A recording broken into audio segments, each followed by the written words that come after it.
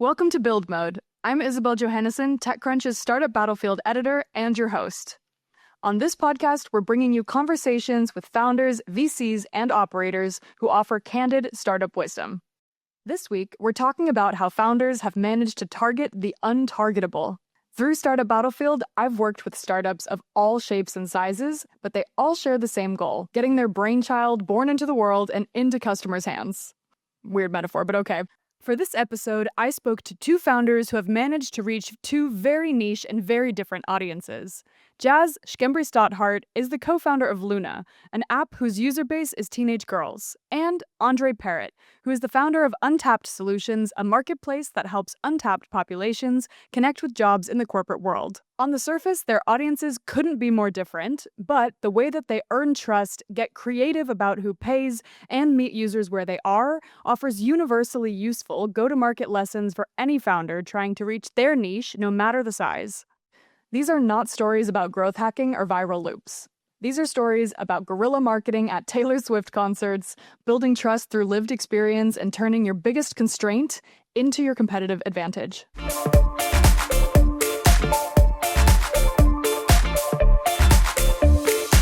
Hi, I'm Jazz Schembri-Stothart, one of the co-founders of Luna, which is the app for teen girls to help them through adolescence. So you can think of us like a digital big sister in your pocket, there to guide you through teenhood. And Luna was actually one of our top 5 Startup Battlefield companies last year. So I would love to chat a little bit about what were some of the challenges you faced, specifically launching an app for teens. For us, it was very important to get teen buy-in. As you can see, I am no longer a teenager today, and neither is Joe, my co-founder. And so building teen buy-in from the jump was so important. Yes, we thought this was a great idea, a great concept. Everyone needed this sort of big sister app when growing up, but we really wanted to test this out with teenagers. So the first thing we did, Isabel, was actually just reach out to anyone we knew who had like contact with a school, whether they were like teachers, dated a teacher, and set up as many conversations as we could at schools across the UK.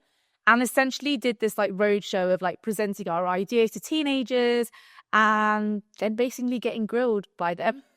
Essentially, they loved what we were building. Don't get us wrong. They were quite brutal at times with what it looked like, color palette, even what we were wearing. But the main thing that we came away with is like teens really want this app to exist more than we could have even imagined, to the point when they were literally emailing and messaging us after us like, hey, where can we download the app? Like, can we help you build it? And it was that piece around, can we help you build it, that really stuck with Joe and I.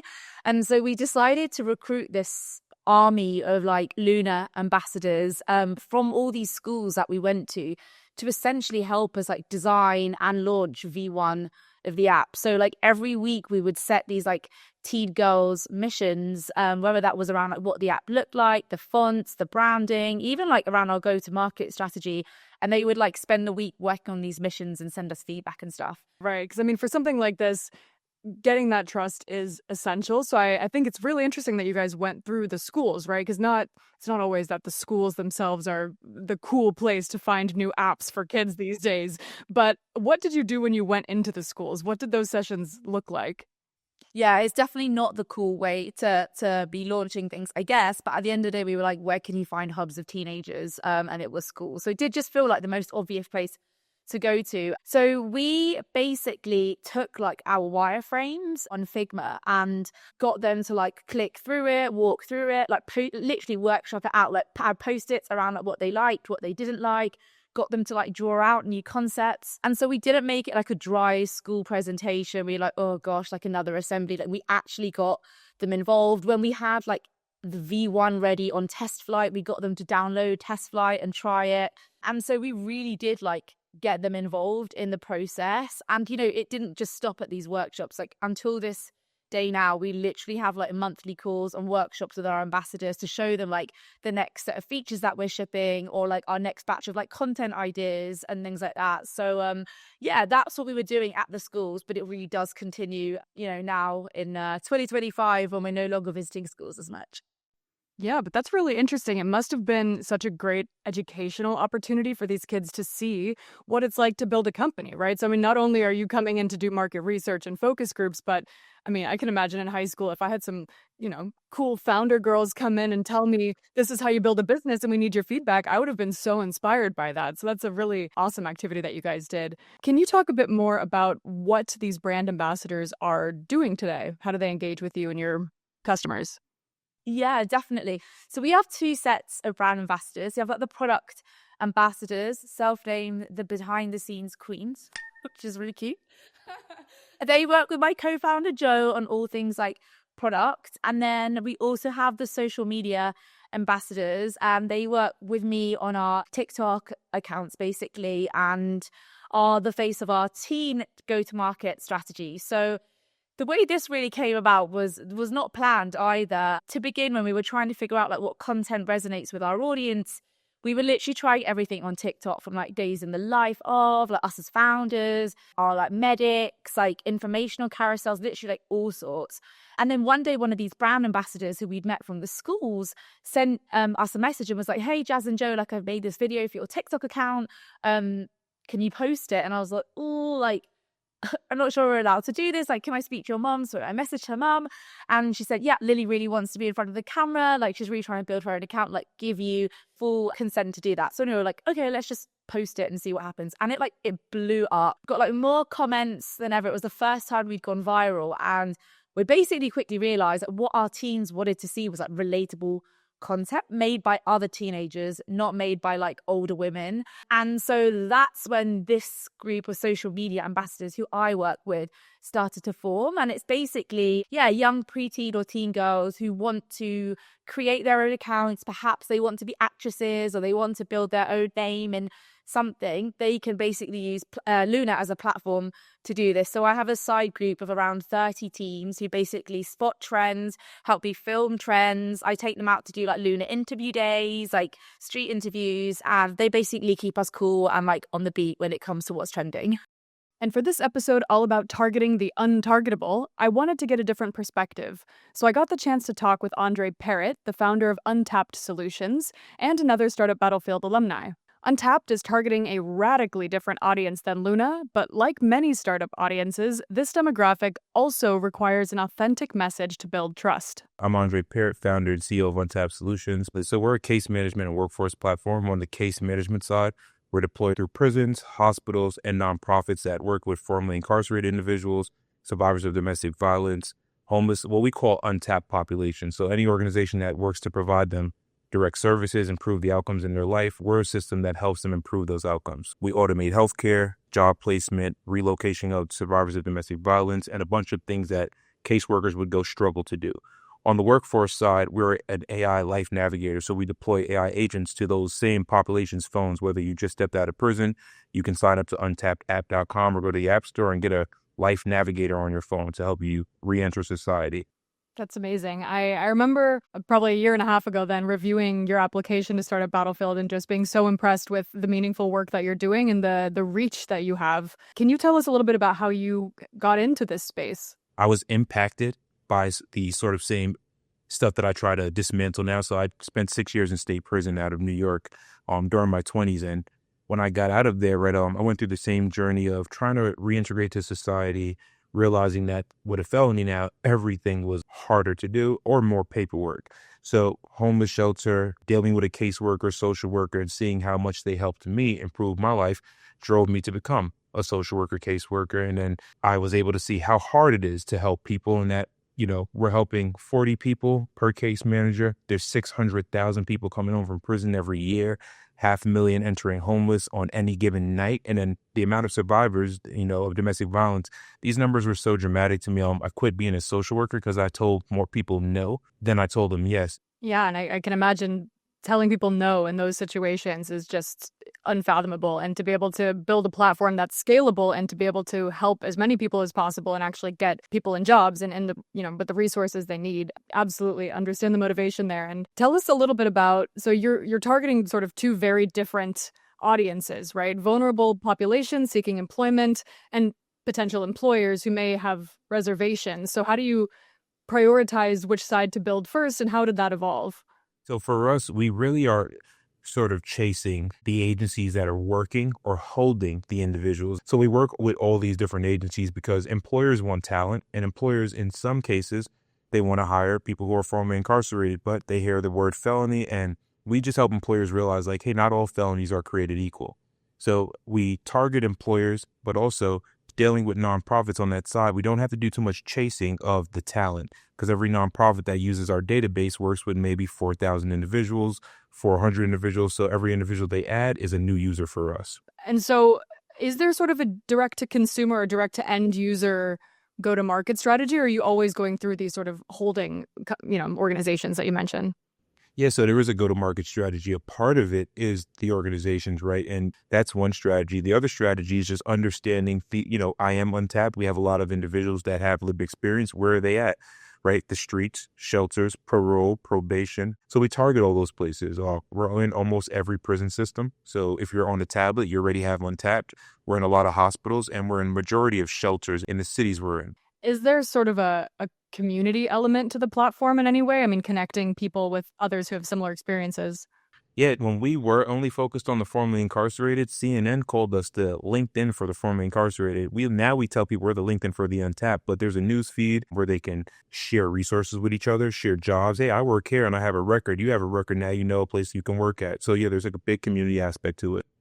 Yeah, and I can sort of imagine that on the one side, the talent pool that you're targeting, the untapped population, it's a fantastic value proposition, right? Here are all of these resources. We want to help you succeed. But on the flip side of it, of course, you have potential employers. You mentioned healthcare. What is sort of your pitch when you're going to market and you're introducing untapped solutions to those sort of organizations? We use a lot of storytelling. All our emails come with either story videos of somebody leaving prison and then ending up in work, or there's a case study attached because we understand that inside America right now, second chance hiring has become a big conversation, especially with JP Morgan, a big company, saying, hey, 10% of our workforce is formerly incarcerated and we're starting the fair chance hiring. So when companies see that and they're like, oh, Chase is doing it, we realize storytelling is why Chase did it. So our email campaigns always are storytelling. I mean, you have to get creative with your go-to-market strategies, and that really is what this episode we're building is all about. And I think it's really interesting to focus, of course, on the storytelling, but then you need a platform to tell those stories. And conferences, I mean, podcasts, there's many ways to do that, but positioning yourself as a thought leader and also with your personal story that motivated you to start this company and really lived the experience, right, that you can relate to your customers now. I mean, that is a fantastic story and one that I'm sure resonates deeply with the audiences you're speaking to. Sort of along those lines, how do you build trust with both the untapped talent and employers? I would say, and I'll just start off with the employers first. When it comes to trust, it's really about not presenting this as charity, because it's the one we don't want to ever say, hey, just please hire these people who are formerly incarcerated, because it's like, they're talented. So like it's value we're giving you, right? Like, so we're still giving you value. It's not charity. And we build the trust through just really understanding what they're concerned about and letting them know like, hey, we're not asking you to hire this person just because they got a record. We're addressing the concerns you have and understanding you may have concerns about the record and legal. We had that. You may have concerns about them being in prison for 10 years and what skills do they have? That's why when they apply to your job, their caseworkers attached to their profiles, you can see everything they've accomplished. That's built a lot of trust.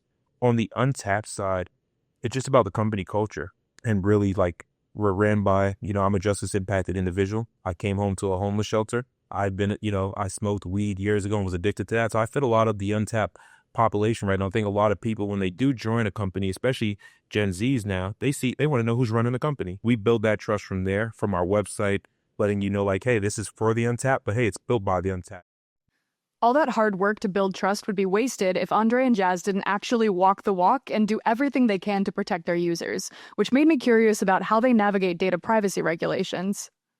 I think in general with our product, and perhaps some of it is a large reason as to why we haven't just switched on in the US, is because of how careful we have to be when working with minors, both from a data perspective, but also the content we're offering them, like the product features, safeguarding, like there is just so much we have to think about. And even before we fully decided that we were going to do this, we had won a small grant, Isabel. And the first thing we did was actually spend it on lawyers to see, can we even build a product in this space where like, you know, parents aren't on the app as well. And it's very much just us working with teenagers. And they said, yes, obviously it's fine. But, you know, you need to have all these like safeguarding pieces in place and like legal things in place. And I think at Luna, trust is something that we take very seriously. And it is really what we have worked on building for the last like 2.5 years and have such a strong foundation on. And is why parents pay for their kids to be on Luna and are happy for them to be on this app. We haven't just rushed it and put something out there which hasn't been carefully thought through. So I think, yeah, that working with this piece is huge. Second of all, I think that dual audience piece has been really, really difficult. First, in terms of like how were we going to reach teenagers in a scalable way, like trying to crack TikTok or whatever the channel was going to be, like took us a while. Like we tried Instagram. Yeah, we tried going via schools. We tried loads of different things on TikTok and then finally finding that Teen Peaks resonated, which was great. But then earlier this year when we were like, okay, we're going to double down on parents as the payers, we then had to figure out, okay, like what's our dual marketing strategy? Like, are we keeping one channel for parents, one channel for teenagers? We decided to do that. We decided to make Meta our parent-focused channel, but we'd already had this huge audience of teens that were following us, like skewing where all of our like content was showing. So we literally had to retrain the algorithm for like 6 months, and it was just so painful. Like if we just started from scratch, it would have actually been really much quicker. But then figuring out, okay, what language resonates with parents, what content resonates with parents. Parents are just so busy, Isabel. It's a totally different persona to teenagers who are just like, yeah, I'm free, I'll go to call, or you're like, yeah, I'm free, I'll do this for you. Parents like, we don't have time. But the power of word of mouth referral from a parent is so strong, like that trust piece again. So we've just actually pulled together our first group of parent ambassadors, and they are people whose daughters like love the Luna app. There's about 25 of them at the moment, and they're spreading the word across their schools or local communities or employer organizations. So if that works out, then I want to keep growing that crew as well. I just think that they might need a lot more hand holding than like the teenagers because they just don't have time. But it would be really, really powerful to get that referral loop going. If you think about it, word of mouth is everywhere and it's deceptively powerful. Some of us are lazy, and why do a ton of research to find the best electrician for your weird flickering lights when you can just use the person your friend hired? For many people and communities, word of mouth becomes even more than just a high-value recommendation. It becomes an instant seal of approval. If you're a member of the LGBT community, a mom, a person who struggles with addiction, a formerly incarcerated person, or even a 16-year-old girl who's trying to get her cystic acne under control, a recommendation from someone in your community is going to go a lot further than any ad on YouTube ever will. So one thing that I always, we thought of doing before was like, hey, attending conferences like most startups. And then we realized that that's not effective for us because 3,000 people want to talk to the same person we want to speak to. And we were like, how do we become the speakers at this conference? Like, that's how you really go to market. And we put ourselves out there when we realized quickly what we were doing was really different. Like, we were happy to now be not just a social impact company, but more so this looked like something totally different for all nonprofits, to have AI caseworkers, to have a system that automatically found the job. And we started to get requested to speak, small events, all this kind of stuff. That turned into, like, last year, I keynoted every reentry conference across the country. When it comes to reentry, there was never a technology space in reentry. We're like one of the first companies to do it all the way in 2022. So that's really allowed us that being at these conferences, like I'm at a conference now that I just finished speaking at, right?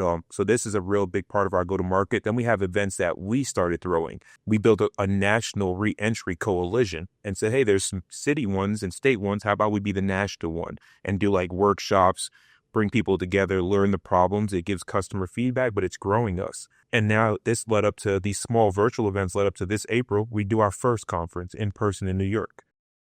For some companies, becoming an authentic leader in the space means keynoting conferences. But for others, it might mean releasing annual reports like Salesforce's industry benchmark studies or HubSpot's state of marketing reports. And for others, it means posting up at a Taylor Swift concert. Going back to like, where do you find teen girls? Where can you like get mass downloads? Obviously Taylor Swift. Yeah, I was like, let's go to Taylor Swift. I'll get a group of brand ambassadors to go and we'll basically like do an activation there. So I bought this like massive spinning wheel, decorated it all like Luna pastel colors, bought like a bunch of like glasses, lollipops, like loads and loads and loads of stuff, and then rallied like 8 lunar ambassadors from like across the UK. Like one even came from like Scotland, bless her, to come to this concert. And basically like we all turned up, took over like the runway up to the gig with our huge spin the wheel. And yeah, security came up to us just as we were like got going and were like, hey, like, can we see your permit? And my heart just sank then. I was like, what do you mean permit? This is, this is London. It's free for all now. And they're like, no, if you're here, like you need a permit. And I was like, oh, I really sorry. Like I don't have a permit, but very happy to buy a permit now. And they're like, no, you're going to have to leave. And I was like, we literally can't leave. Like, not only have I brought this like huge wheel, which was like taller, I'm not a very tall human, but it was taller than me, like into London, but 8 ambassadors have come. Like, look at them, they're so cute, they're really excited. Yeah, no, you're gonna have to leave. Isabel said, no, I'm not leaving right now. Like someone else is gonna have to ask me to come and like leave. So we just decided to like move around, but the swarms of people were like following us, wanting to like spin the wheel, win the glasses.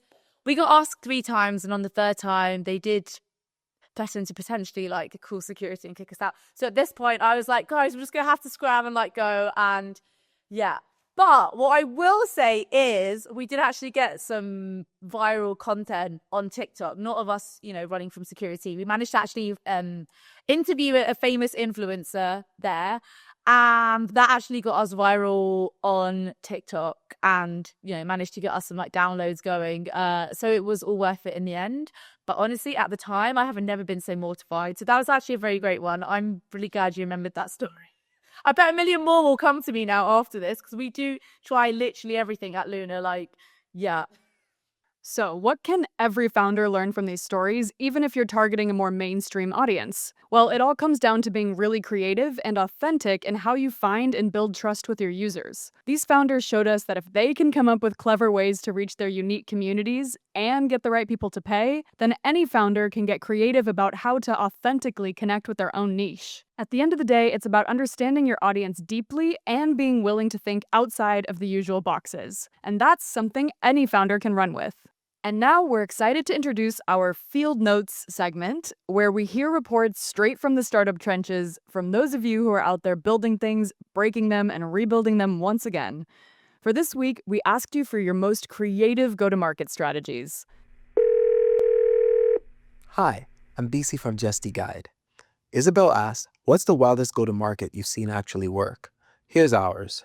We've reached 43,000 immigrants in crisis moments, the hardest audience to reach by breaking every SaaS playbook rule. Think about it. Someone's H-1B got denied at 3 a.m. They're panicking, scrolling Reddit, too scared to even Google immigration lawyer because they don't trust anyone. Traditional marketing, useless. They're not clicking ads. They need help now.